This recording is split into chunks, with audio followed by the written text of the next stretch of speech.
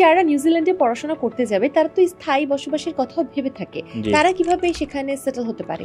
বর্তমান সময়ে পৃথিবীর যেই কান্ট্রিগুলো আপনাকে সেইভাবে বসবাস করার সুযোগ দিচ্ছে তার মধ্যে সবচেয়ে জনপ্রিয়তার শীর্ষে অবস্থান করেছে নিউজিল্যান্ড। নিউজিল্যান্ডের permanent residency is very simplified এবং হচ্ছে আপনার পয়েন্ট বেস সিস্টেম। আপনি যখনই 6 পয়েন্ট গেইন করতে পারবেন আপনি সরাসরি পার্মানেন্ট রেসিডেন্সির জন্য অ্যাপ্লাই করতে পারছেন।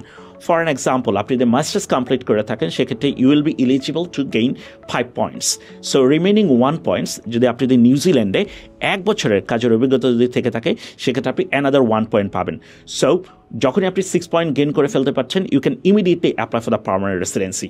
সো টেকনিক্যালি 1 বছরের যদি মাস্টার্স ডিগ্রির জন্য আপনি যদি দিয়ে থাকেন এবং পড়াশোনা কমপ্লিট করার পরবর্তী সময়ে আপনি 3 বছর পোস্ট স্টাডি ওয়ার্ক পারমিটের সুযোগ পাচ্ছেন। সো 3 বছরের মধ্যে যদি আপনি 1 বছরের কর্ম অভিজ্ঞতা থাকে সেক্ষেত্রে আপনি সরাসরি পার্মানেন্ট রেসিডেন্সির জন্য অ্যাপ্লিকেশন করতে পারছেন। সো আমরা বলতে পারি 1 বছরের মাস্টার্স এবং 1 বছরের কাজের অভিজ্ঞতা অর্থাৎ 2 বছরের মধ্যে you can easily grab the permanent residency opportunities in New Zealand.